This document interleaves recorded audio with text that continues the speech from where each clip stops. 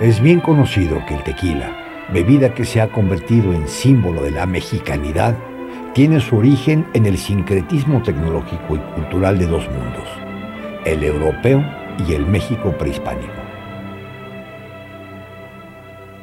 Recientemente, diversos investigadores, antropólogos, arqueólogos, biólogos e historiadores están proponiendo un cambio radical en la historiografía tradicional del tequila, modificación sustancial que tiene que ver con el origen de uno de sus procesos fundamentales, la destilación.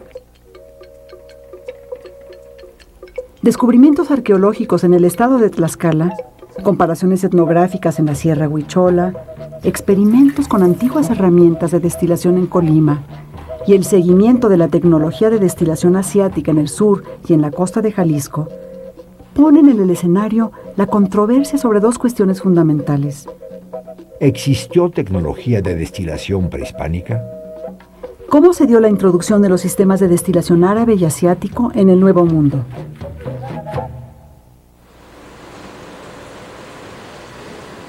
El tequila se produce a partir del cocimiento, machacado, fermentación y destilación de una variedad de agave que se da principalmente en tierras de Jalisco y otros estados. Agave proviene del griego y significa admirable. El término fue acuñado por el botánico Carlos Linneo, quien lo designó para la clasificación de estas plantas. El agave o metl tuvo amplia difusión en el extenso territorio de Mesoamérica. La mayor riqueza y diversidad de la familia de las agaváceas se encuentra en México, pues 75% de sus variedades están representadas en nuestro país. Tal diversidad fue bien aprovechada por los indígenas, como describió en el siglo XVI el fraile franciscano Toribio de Benavente.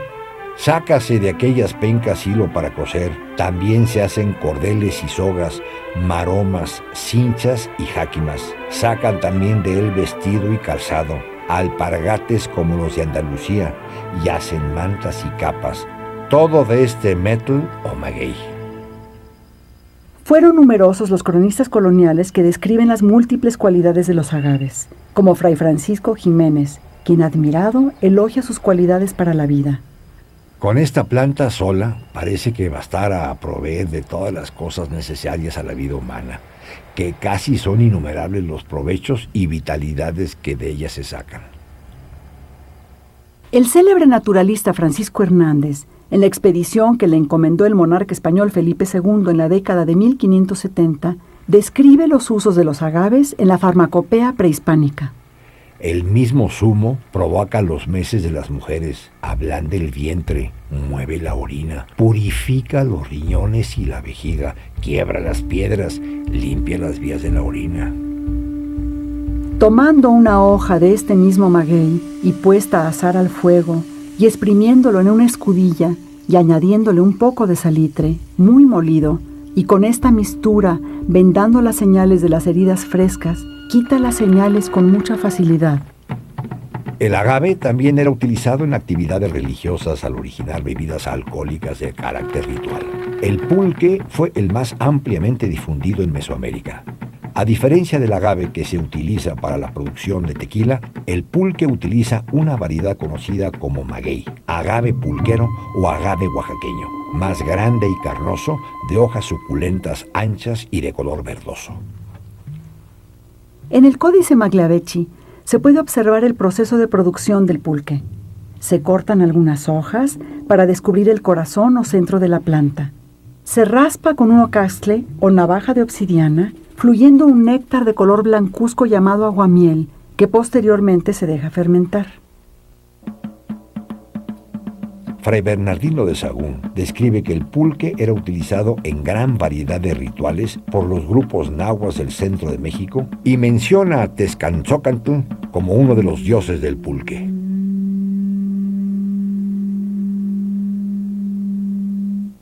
Hay una bellísima leyenda de Quetzalcóatl y Tezcatlipoca, donde Tezcatlipoca emborracha a Quetzalcóatl y le dice: ve en el espejo quién eres.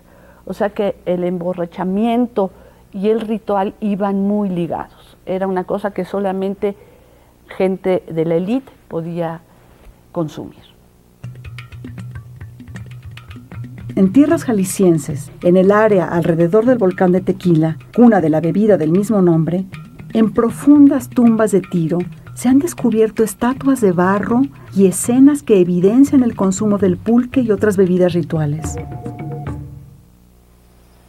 En contraste con el raspado para la obtención de aguamiel y su fermentación para el pulque, es otra costumbre prehispánica la cocción de las cabezas o tallos de agave y parte de las pencas, la que deriva como fundamento para la posterior producción de bebidas destiladas como el tequila y diversas variedades de mezcal.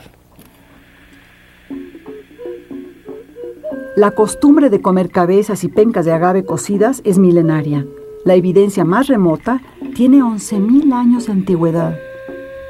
El arqueólogo Smith Jr. localizó en las cuevas de Guilana Kids, en el valle de Tlacolula, Oaxaca, desechos fosilizados de mezcal, tallos con bases de hoja cocidos, escupidos después de ser masticados, fechados en el 9000 a.C. Es bien conocido que los agaves como alimento fue la base alimenticia antes incluso de que se desarrollara la agricultura de maíz, frijol y calabaza. Eso era un alimento esencial para los grupos que habitaban las zonas temporalmente secas de esta región.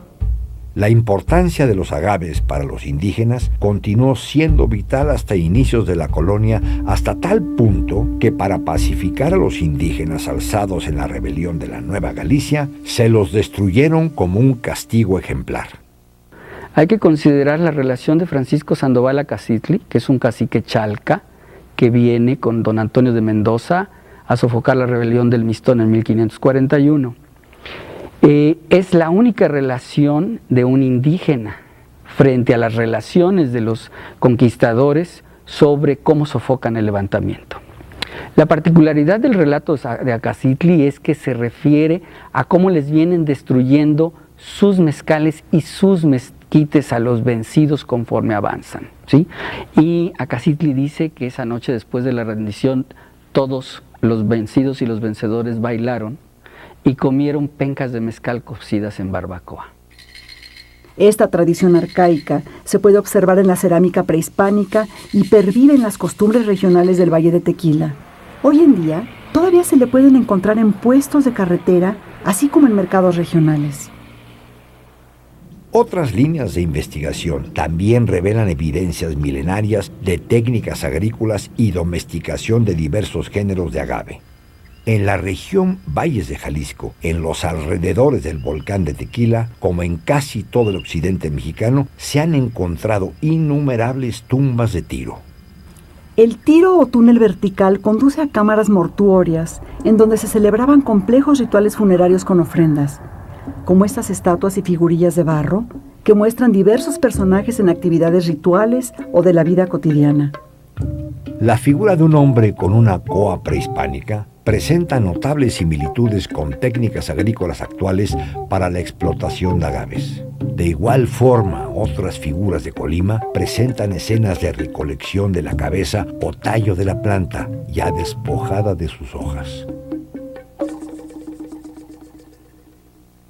Las piezas encontradas recientemente en el sitio arqueológico conocido como Santa Bárbara en Colima revelan la rica cultura del agave del occidente mesoamericano, así como la importancia que estas plantas tenían para los pueblos ancestrales. Los arqueólogos señalan el descubrimiento en contexto funerario, en donde estas piezas presentan el dibujo de diversas variedades solamente en la base, pero con un peculiar detalle que revela su relevancia ritual, ya que están pintadas de forma invertida. Y básicamente fue que nos dimos cuenta que si una vasija que está al lado de un muerto, que lo más importante para el muerto en este caso es su cerámica para el viaje más allá y está representando una planta de agave, pues es de suma trascendencia, porque no hay otra planta hasta ahora que hemos encontrado representada de esta forma. Los biólogos Daniel Sizumbo y Patricia Colunga han logrado identificar con seguridad las variedades representadas en dos de estas piezas. Una representa el agave maximiliana y otra tiene los dibujos de agave angustifolia, el pariente silvestre del agave azul con el que se hace el tequila. Para la cocción de las cabezas también existen evidencias arqueológicas. Las excavaciones en el sitio arqueológico de Xochitecatl-Cacaxtla y su zona habitacional en el estado de Tlaxcala revelaron hornos de cocción con residuos de agave. La antropóloga Mari Carmen Serra Puche y su equipo pensaban en un principio que estos hornos, de forma ligeramente cónica, se utilizaban para la cerámica. Excavamos todo el área residencial y precisamente en estas unidades habitacionales tuvimos la suerte de localizar una serie de hornos realizados en el Tepetate, donde en el fondo encontramos una serie de rocas quemadas. Estos hornos se parecen muchísimo y son casi iguales a los que actualmente se utilizan en los estados de Oaxaca y en algunas regiones del norte de México donde se hace mezcal. En algunos de estos hornos se han hecho análisis que revelan residuos químicos, fibras y hasta fragmentos de agave.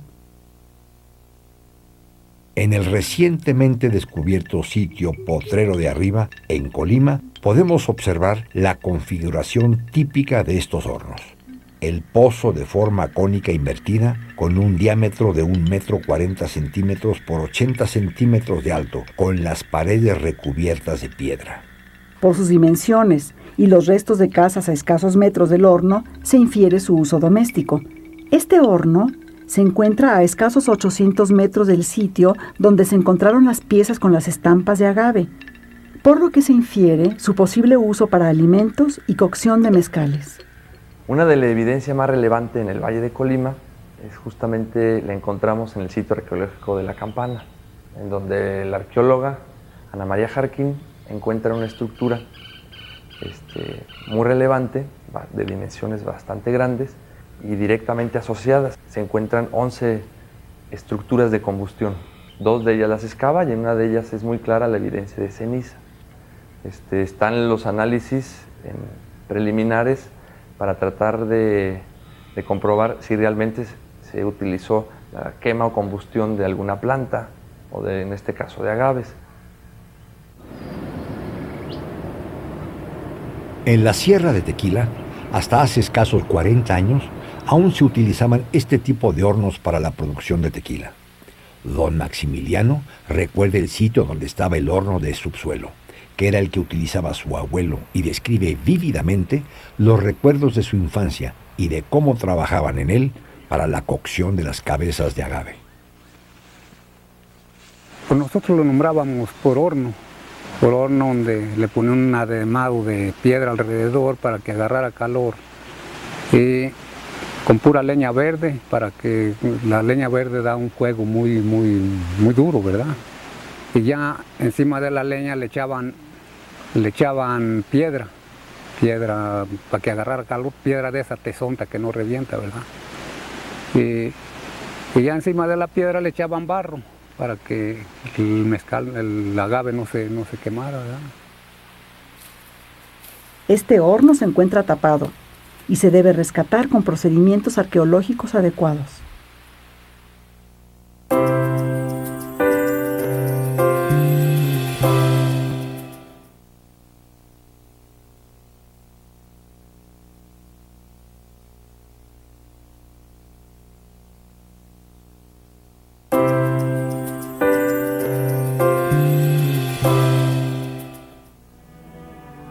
Al igual que en la Sierra de Tequila, la tradición de las barbacoas subsistió en Amatitán, Jalisco, como se puede observar en la extaberna a cielo abierto. En el sur de Jalisco y norte de Colima, todavía se tateman o cocinan los agaves en este tipo de hornos para la producción de mezcales, lo que constituye una tradición viva con raíces milenarias.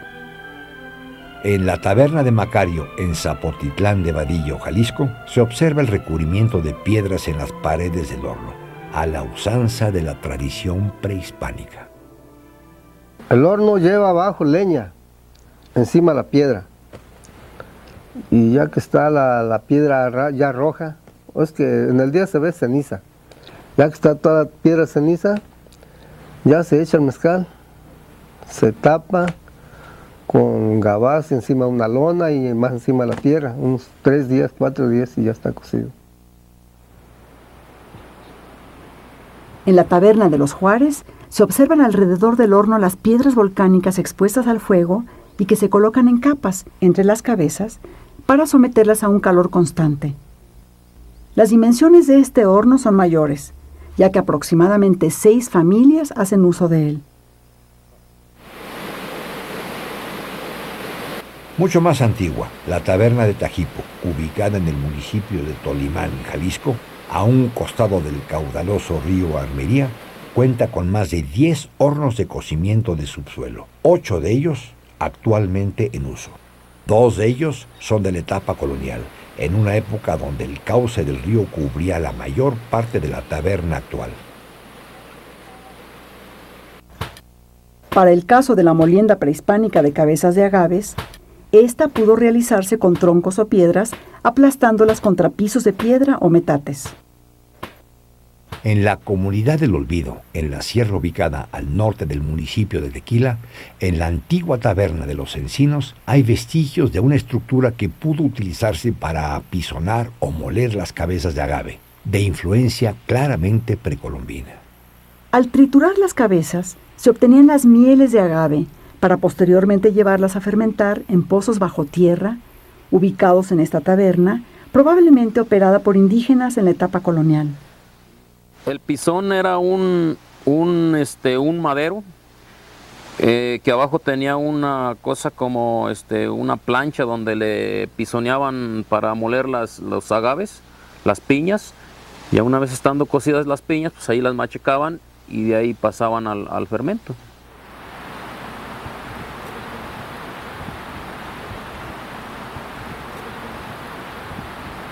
En la taberna de Tajipo todavía se muelen las cabezas con mazos de madera en las llamadas majaderas.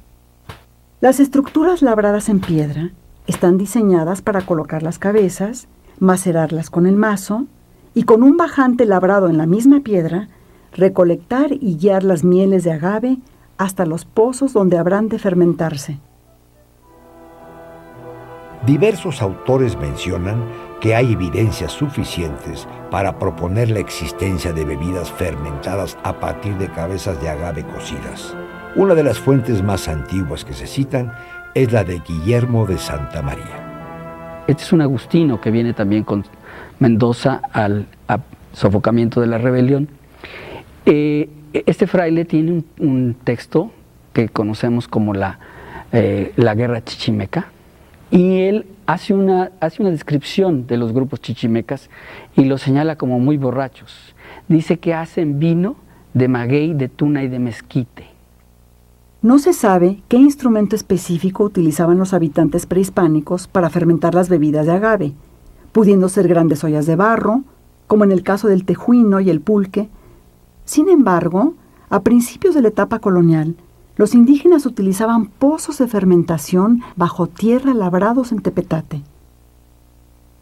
Existen numerosas evidencias que muestran la gran tradición en el labrado de tepetate que con maestría ejecutaban los habitantes del occidente mesoamericano. Una evidencia se halla en las tumbas de Tiro, espacios funerarios para el culto a los muertos con una tradición de 3.500 años.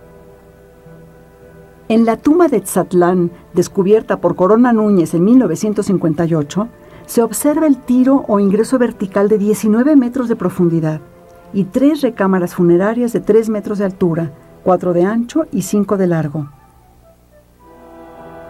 Otra evidencia de la enorme destreza en el labrado en tepetate se ve reflejada en las pilas de fermentación bajo tierra.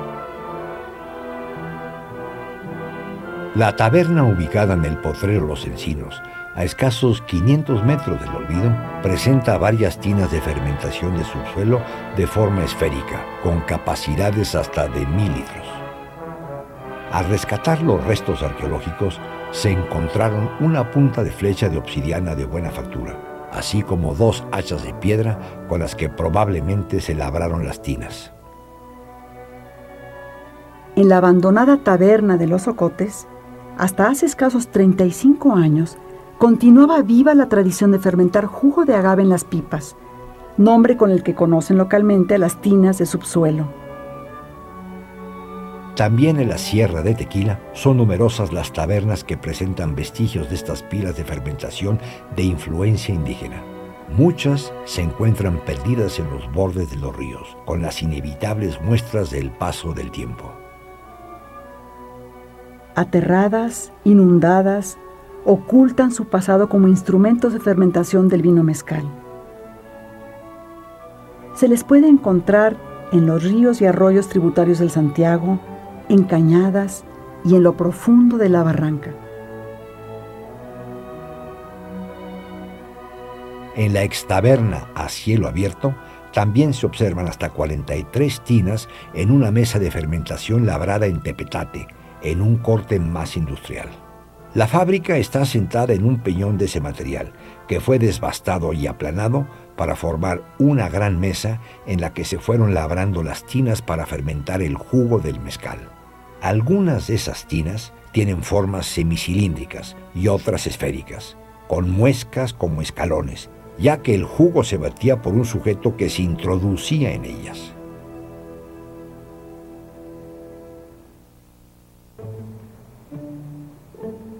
La destilación del jugo de cabezas de agave da como resultado el mezcal, bebida que recibe nombres diferentes dependiendo de la variedad de agave con que se produce.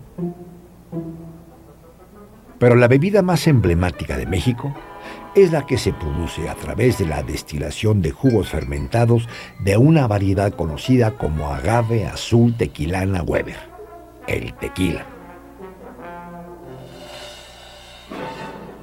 Documentos históricos ubican el origen del proceso de la destilación 3000 años antes de Cristo en China, aunque no necesariamente como un procedimiento utilizado para la producción de bebidas alcohólicas. Los alquimistas utilizaban ampliamente el proceso de la destilación para la elaboración de sustancias y elixires. En su forma más simple, la destilación consiste en poner a punto de ebullición el jugo o mosto de cualquier fruto, y los vapores, ricos en alcohol, son condensados en un nuevo recipiente, resultando una bebida de mayor graduación alcohólica. La historia tradicional del tequila afirma que se trata de una técnica traída por los españoles, quienes habían aprendido los procesos de destilación persas llevados durante la larga presencia árabe en España. Y por otra parte, se menciona la necesidad en la época de la colonia de abastecer de licores fuertes a los mineros de la Nueva España. El hecho es que el alambique árabe entró por el puerto de Veracruz y es el destilador por excelencia en las pequeñas y grandes fábricas de tequila en la actualidad. Una de las primeras referencias de destilación en la Nueva Galicia, ahora Jalisco, es la de Domingo Lázaro de Arregui en 1621. Arregui describe la fabricación de la bebida y menciona que los mezcales son muy semejantes al maguey, y su raíz y asientos de las pencas se comen asadas, y de ellas mismas, exprimiéndolas así asadas, sacan un mosto de que sacan vino para alquitara más claro que el agua y más fuerte que el aguardiente y de aquel gusto. La alquitara es el método de destilación tradicional más antiguo y que aún se utiliza en España, en algunas zonas de la Galicia interior, especialmente en la provincia de Orense. Es muy probable que la alquitara sea el destilador que las fuentes históricas de la región de Tequila denominan como fonditos.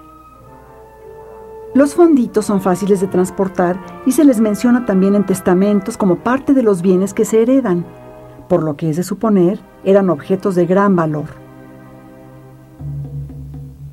Sin embargo, diferentes corrientes historiográficas han propuesto un origen diferente para la tecnología de destilación del tequila y los mezcales. Aquí hay una discusión interesante de si hubo o no destilación previa a los colonizadores. Bueno, las nuevas, investigaciones arqueológicas dan indicios de que podría haberse destilado desde antes de la llegada de los colonizadores, de los españoles. Las crónicas que tenemos no dan cuenta de eso. Pero bueno, está en discusión ese punto, ¿no? La doctora Mari Carmen Serra Puche y un equipo de arqueólogos de la Universidad Nacional Autónoma de México afirman que han encontrado evidencias suficientes para proponer que existió dicha tecnología. Cuando leemos en las fuentes esto del vino más transparente, de un vino que emborracha más, fue cuando vimos que nuestras evidencias arqueológicas permitían también inferir que se estaba produciendo y por lo tanto consumiendo mezcal. Nuestros hornos están fechados 400 años antes de Cristo y la localización cerca de los hornos de una serie de ollas de dimensión importante, de unos 40, 50 centímetros de diámetro, cortadas a la mitad, que permiten reconstruir lo que es el destilador como se usa actualmente en algunos lugares tanto de Oaxaca como del norte de México. Estas pruebas, desde la perspectiva de la investigadora, demuestran que por lo menos desde hace 2400 años se elaboran bebidas destiladas en Mesoamérica. Y actualmente estamos tratando de que algunos de los químicos que colaboran con nosotros en el proyecto vean la posibilidad de que si lo que quedó impregnado en la olla prehispánica es similar o igual a lo que queda impregnado en las ollas actuales. El Centro de Investigación Científica de Yucatán y el Instituto Nacional de Antropología e Historia de Colima recientemente han realizado un experimento con ollas prehispánicas para producir bebidas destiladas. El experimento fue dirigido por Daniel Sizumbo y Patricia Colunga y se realizó con réplicas de vasijas de más de 3000 años de antigüedad que se encontraron en sitios arqueológicos del estado de Colima. El experimento se efectuó en una cocina tradicional con materiales y herramientas disponibles para la época. Se considera que la tecnología de la destilación pudo surgir a partir de ollas frijoleras capachas que cuentan con un cuenco que se embona en la parte superior en donde se vierte agua para maximizar la energía al cocer los frijoles.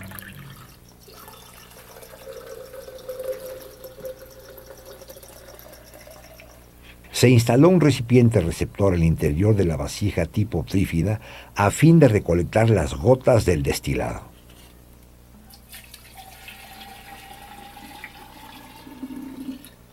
En la pieza tipo bule se suspende el receptor con cordeles de ixtle prensados en el cuenco superior. Una vez instalados los respectivos cuencos con agua, se sella el sistema con masa de maíz para evitar las fugas de vapor. Se calculó el tiempo de cocción de los frijoles aproximadamente 2 horas y media después. Al abrir el destilador trífido, se obtuvo un destilado de 47 mililitros con una concentración de etanol de 32%. El caso de la vasija tipo bule se obtuvo de igual forma 72 mililitros de destilado con una concentración de alcohol del 20%. todos los elementos existen. Una gran tradición como uso alimenticio, una gran tradición como uso para fermentar. Solamente nos hace falta encontrar los destiladores. Estaríamos hablando de un nivel cultural similar al logrado en otras áreas culturales tan importantes como China y como el Cercano Oriente.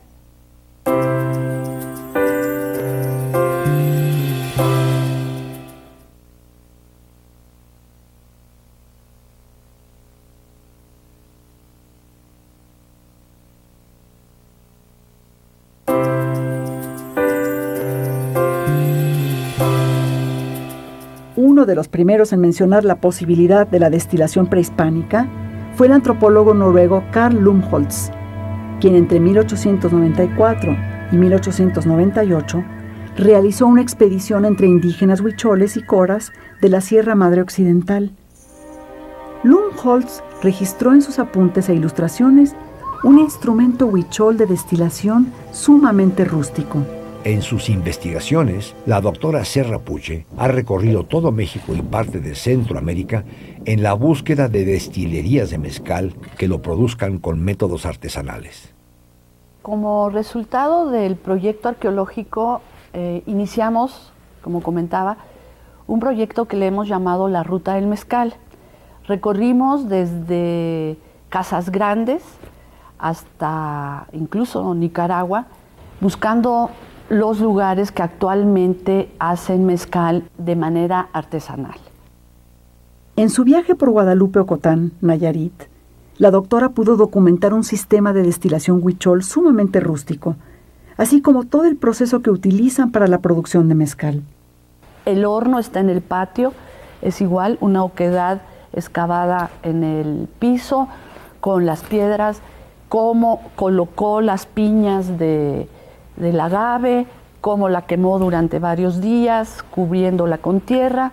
Y después lo más interesante de todo es que a la orilla del río, él tiene una serie de pieles de vaca colgadas en los árboles, donde fermenta el agave ya quemado, y una vez que lo tiene fermentado, a la orilla del río, con el lodo de la orilla, hace una especie de olla a la cual le pone un pequeño cazo de cobre encima y le clava una especie de carrizo, y ahí hierve él, destila su agave fermentado y produce su mezcal. En 1944, el investigador Bruman argumenta que el destilador que utilizan los huicholes, sus vecinos las coras y los purépechas tienen un origen asiático, proveniente de los filipinos desembarcados del galeón de Manila, que regresó de su primer viaje en 1565. Esta hipótesis contempla que la embarcación traía a su regreso a personas conocedoras de la destilación de la tuba o vino de cocos, típico de las islas, tecnología que se diseminaría desde las costas de Colima y Jalisco hasta los valles de Tequila. Fray Antonio Tello describe en 1673 el proceso de elaboración del vino de cocos y menciona: los alambiques son unos palos huecos del grueso de un hombre, cubiertos con un cazo de cobre lleno de agua, que como se va calentando la van mudando, y en medio del hueco una tabla ajustada, redonda, con un caño que sale por un lado, que es por donde se destila. Los biólogos Daniel Sizumbo y Patricia Colunga, aportando nuevas evidencias, plantean que la adaptación temprana del destilador filipino a la destilación de los agaves debe haber ocurrido inicialmente en las cuencas bajas de los ríos Armería, Ayuquila, Coahuayana, Tuxpan y Cualcomán, llevando inicialmente a la producción de ambos licores en el mismo tiempo y espacio. Encontraron a su vez que en este sitio, sur de Jalisco, norte de Colima, es el núcleo actual de mayor diversidad de agaves silvestres. Proponen que esto no es una casualidad, sino resultado de un proceso continuo de selección de agaves iniciado por la población indígena para producir alimentos y bebidas fermentadas, que continuó hacia fines del siglo XVI con un nuevo objetivo: producir bebidas destiladas, adaptando el destilador asiático introducido por filipinos en Colima. Tabernas como la de Macario, en Zapotitlán de Vadillo, al sur de Jalisco, utilizan el destilador que menciona Bruman y describe Tello para la producción del vino de cocos adoptado para la destilación de jugos de mezcal.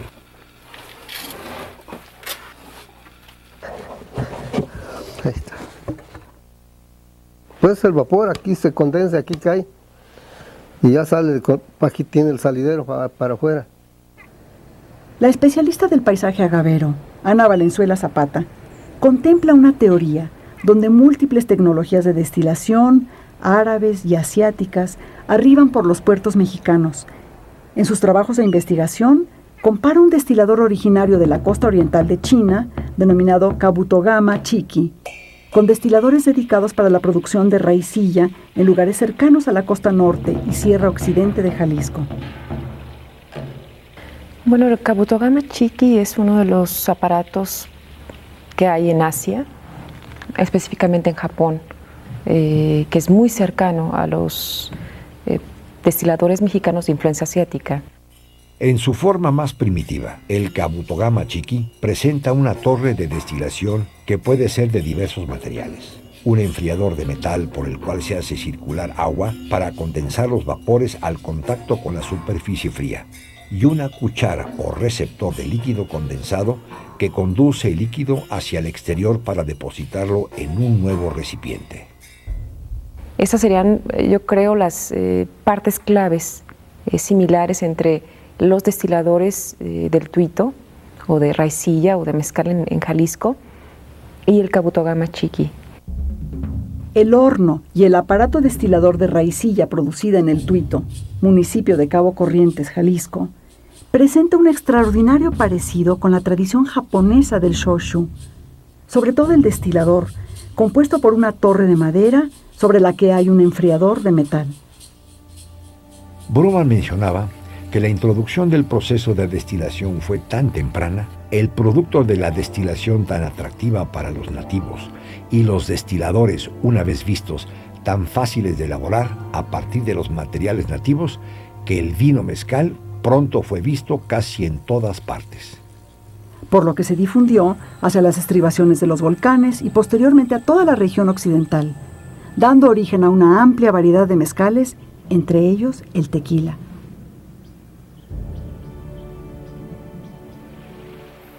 Sin embargo, en sitios tan cercanos como la Sierra del Tequila, la tradición oral, el recuerdo de los viejos y lo que a ellos les platicaban, presentan evidencias del uso del destilador filipino. Don Maximiliano comenta que antes usaba un hornito, pero no refiriéndose a un instrumento de combustión, sino al método de destilación antiguo que se utilizaba en la taberna de los Ocotes. Hornito le decían, donde sentaban un caso de cobre y arriba le ponían en vez de capitel le ponían un de madera. No, eso no lo llegué a conocer yo, pero mi papá hablaba de eso. Eso de madera, y le ponían una cuchara, no sé cómo una cuchara donde destilaba el tequila y caía a la cuchara ese y de allí chorreaba a donde lo estaban capeando, vamos a decir como era la recibidora, ¿verdad? Independientemente de la corroboración o del asombro de estos hallazgos recientes, la destilación persa, traída por los españoles en la época colonial, permitió la consolidación de una bebida transparente que hoy llamamos tequila. A principios de la etapa colonial, el tequila era conocido como vino mezcal. Uno de los documentos más antiguos que hace referencia a este vino de mezcal tiene fecha del 6 de noviembre de 1616. Se trata de un mandamiento y disposición para que paguen diezmo del vino de mezcal y maguey, para cuya diligencia los españoles como los indios han plantado y van plantando los dichos mezcales y magueyes, por la mucha contratación que hay del dicho vino, y procuran con mucha diligencia comprar las dichas plantas los unos de los otros y de los dichos indios, y lo mismo hacen los dichos indios sacando del dicho vino para su beber y vender. Este documento demuestra que a principios del siglo XVII, tanto los españoles como los indios fabricaban y consumían el vino mezcal. Los indios utilizaron métodos más rústicos que pudieron construir con materiales accesibles en su entorno y posteriormente fueron adoptando tecnologías de origen europeo, como el uso de la tahona y de los fonditos, alquitaras u otros alambiques antiguos. Quizá fueron los españoles, criollos y mestizos los primeros en implementar hornos de mampostería y grandes alambiques de cobre para incrementar la producción del tequila a partir del siglo XVIII. Desde sus inicios, la elaboración del tequila en la Nueva Galicia fue motivo de constante conflicto en la antigua Intendencia de Guadalajara. Tiene que ver con algo que son las políticas de la corona española, que hablaban de que no debería de producirse ni en Nueva España, ni en todas las demás regiones, como por ejemplo la nuestra, que es la Nueva Galicia, vinos de ningún tipo, porque lo que ellos estaban tratando de promover era la importación de lo que eran los vinos de uva, los aguardientes y todo eso que se producía en España. Perseguían con el mayor empeño a los que producían este licor, particularmente el de mezcal o de maguey silvestre, que se producía entre los montes con sistemas de destilación muy sencillos y portátiles en destilerías conocidas como tabernas. La Audiencia de Guadalajara levantó en diversas ocasiones las prohibiciones virreinales a la fabricación de vino mezcal, ya que obtenía substanciales ingresos por los impuestos asignados a esta bebida. El establecimiento del primer estanco de vino mezcal en Guadalajara, por la autorización del entonces presidente de la Audiencia, Juan de Canseco Quiñones, es para la comercialización. ¿Qué significa esto? Que está constantemente llegando a Guadalajara vino mezcal y que la gente lo está consumiendo. Las rentas obtenidas por el estanco de vino mezcal permitieron a la antigua Intendencia de la Nueva Galicia obtener recursos extras para financiar importantes obras públicas. Poco después, se prohíbe nuevamente la producción del vino mezcal, pero en el año de 1673, la monarca española Mariana de Austria expide una cédula real en la que señala que los vinos de coco y mezcal son bebida de indios y que no se debían gravar con carga ni tributo. Que no se cobre alcabala porque es producto de indios, que el producto del remate se destine a la introducción del agua a la ciudad, que es muy necesaria, y que este permiso continúe nada más por 10 años. La demanda del tequila se incrementó en el siglo XVIII más allá de los confines de la Nueva Galicia. La calidad del licor de la comarca del tequila hizo que fuera preferido sobre otros.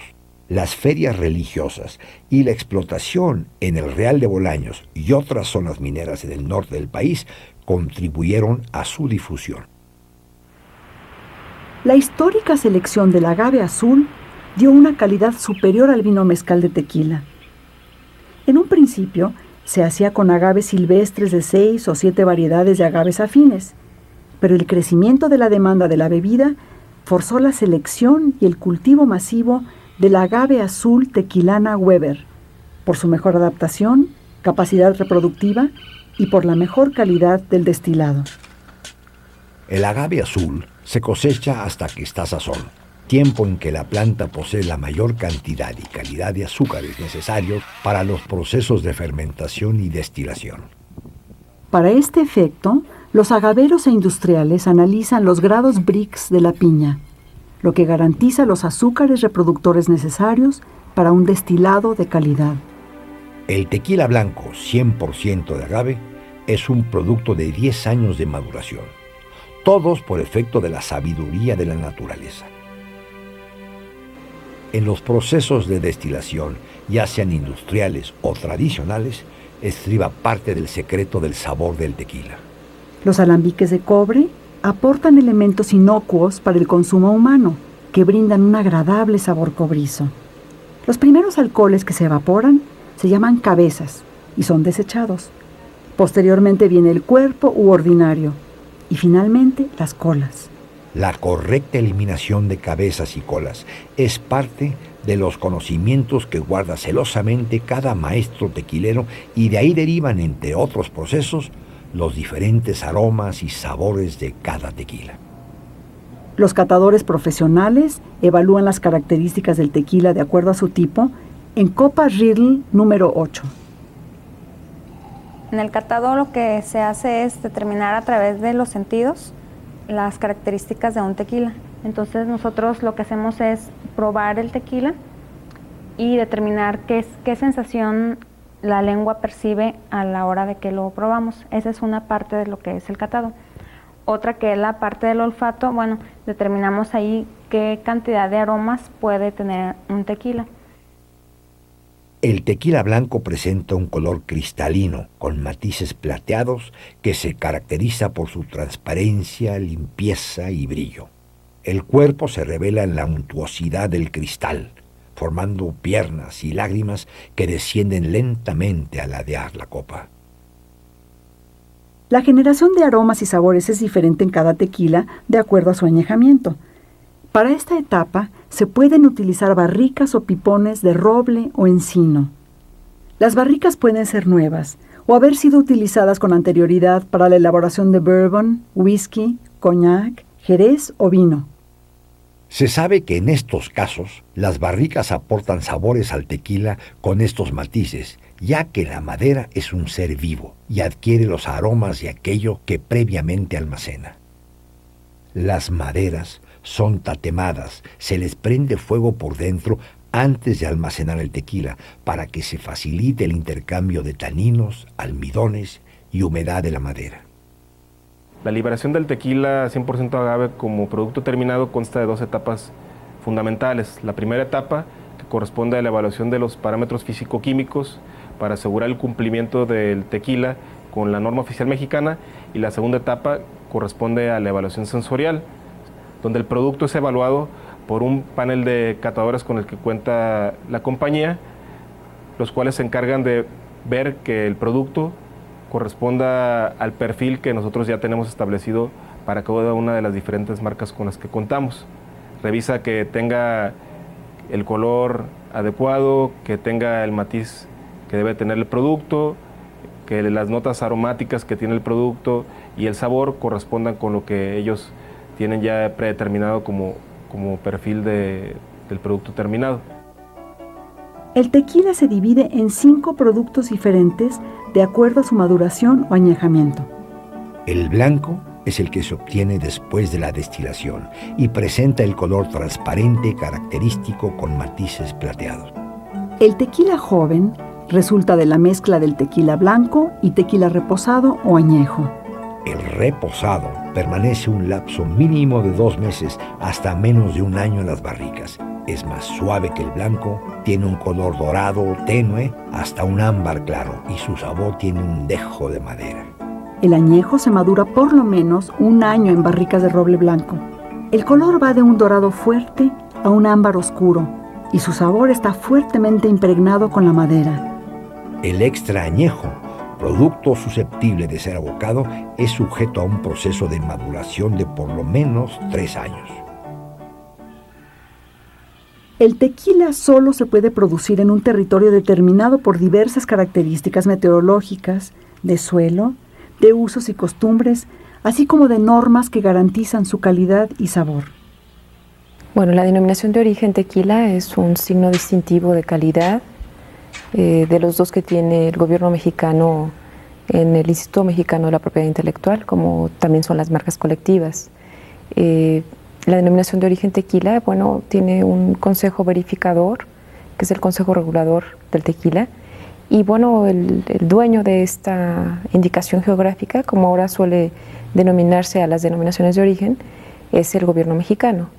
La denominación de origen tequila es la primera en América Latina, bueno, en América, en el continente americano, y es la primera en términos de una bebida con todo su origen en una planta nativa de América.